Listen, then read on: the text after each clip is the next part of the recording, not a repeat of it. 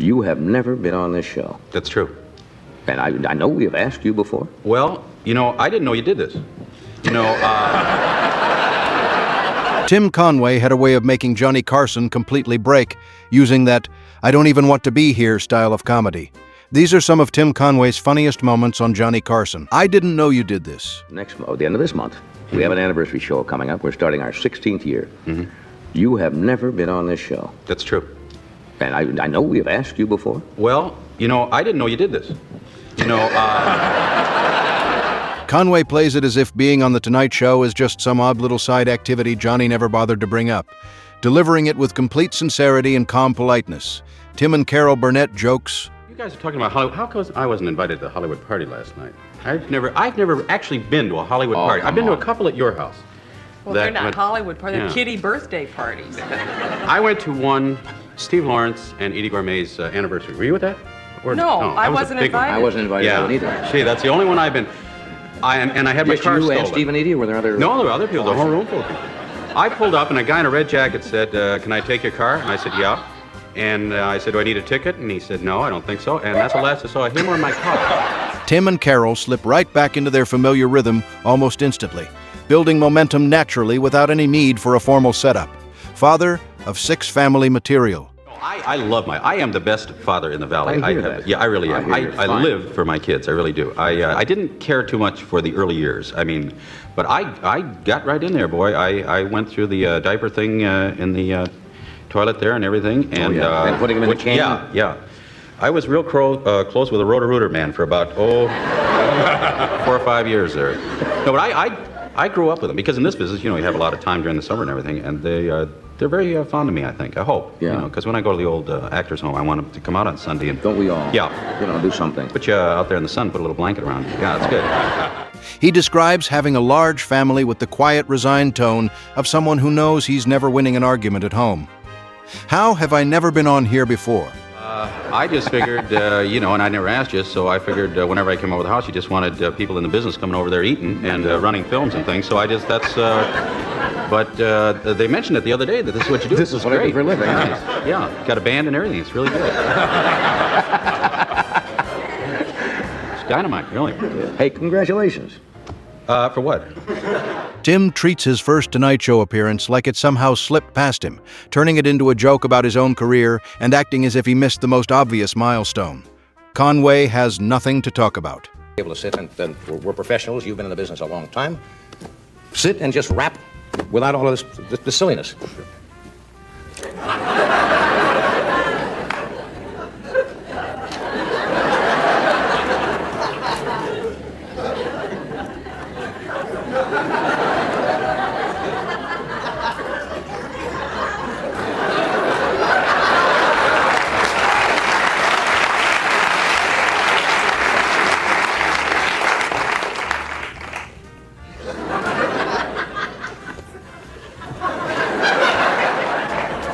This stands out as one of Tim's cleverest Carson moments because he shuts down the interview format before it even has a chance to start.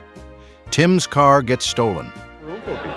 I pulled up and a guy in a red jacket said, "Can I take your car?" And I said, "Yeah." And I said, "Do I need a ticket?" And he said, "No, I don't think so." And that's the last I saw of him or my car. That's true. Stole my car. You gave it to some guy wearing a red jacket? Yeah. Well, if a guy comes up and you're parking for a party, Yeah. and they have valet and everything, a guy comes up in a red coat and says, "Can I have your car?" Wouldn't you give it to him? I guess so. I did. Conway delivers the fact that his car was stolen as if it's completely ordinary, and that casual tone is what makes the joke land so well. Tim is in it for money. That's the main thing. A lot of people don't think we're in it for the money, but I am. I've often heard that. Yeah. You've got it just for the a lot money. of people think I want to get to the top. That's not necessarily so. No. Paycheck's the big thing to me. I don't particularly care about ratings or anything if the paycheck clears. And many of them in this business haven't the past That's few true. years. But neither here nor there. Yeah. So I have not seen you for, I guess the last time. You only come here when you got something to plug. That's I never right. see Yeah, you, yeah. So the show will be on Monday at 8 o'clock On another network? Yeah, if I could plug now, can I go? Or no? No, I no, have to stay. no. I'm sorry. Oh, got to stick around. Okay. Tim flips the typical modest actor interview on its head, replacing it with blunt, no-filter honesty about his motivations. Conway shows up, loaded with jokes. Yes, it is. I All wanna those get folks that who in. like to drag out to the track from once in a while, just stop over, and it all goes towards the injured jockeys and guys who have fallen during a race.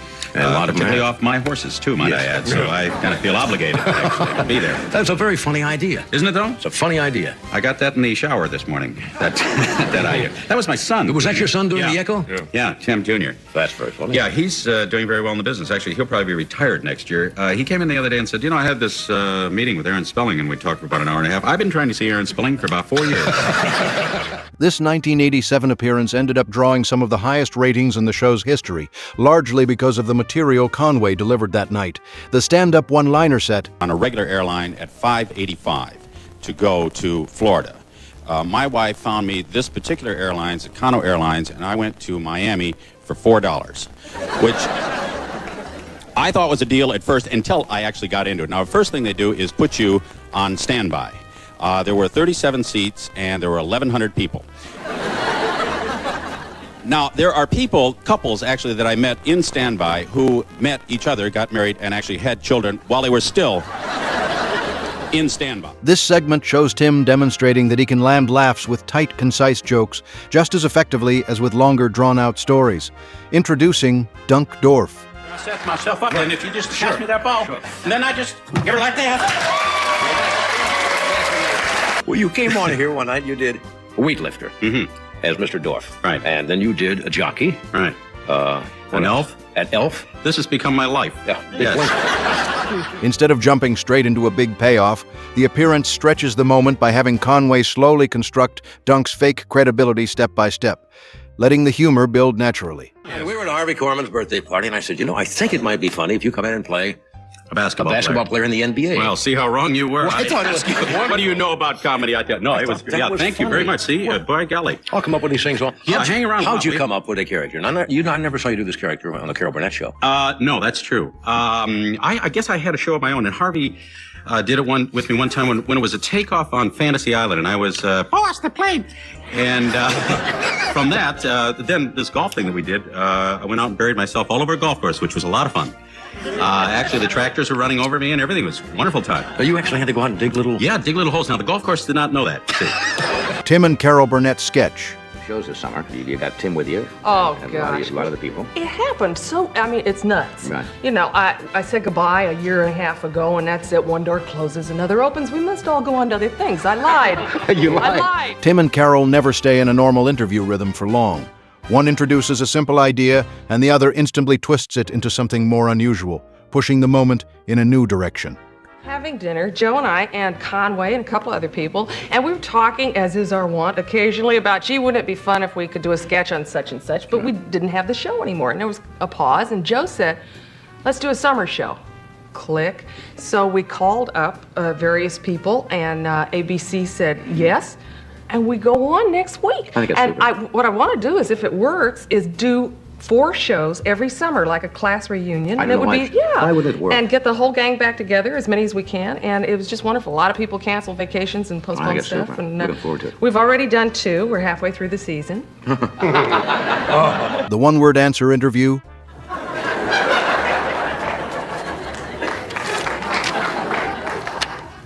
How are you? Pretty good. I'm doing pretty good now, by golly. Yeah. now we're on a roll. Yeah. Gee. That's amazing. Yeah, when you're really put on the spot like this, like sticking a recorder in somebody's face. Yeah, they can never right. think of anything to say. This bit works because Tim strips the interview down to something as shallow as a quick elevator exchange, giving the shortest answers possible, not out of hostility, but because he understands how absurd that level of restraint feels within the format. Tie-stuck visual gag. What is the problem? How did you get the tie on and how did it get in there? I don't know. I just happened to this thing caught it here and it rolled up into there. So you know. Well, we can't do the interview from the men's room here. Could you possibly? Why can't you? Can I cut it? Is that big a show? Huh? Yeah. Can I cut it off? Cut it. The kids gave me this tie. Can I cut a kid's tie like this? No, I wouldn't want to do that. Got about $4 tied up in there. you do You know, this? just because you're big bucks. You know, I like to hang on to family towels things like are this. coming out here. I understand that. Okay, I'll be with you in a minute. Is there anything wrong with doing the show in here? No, we've died before, both of us. understand. In places Yeah. like it. This moment stands out because it moves from simple conversation into physical comedy without ever feeling like a separate routine.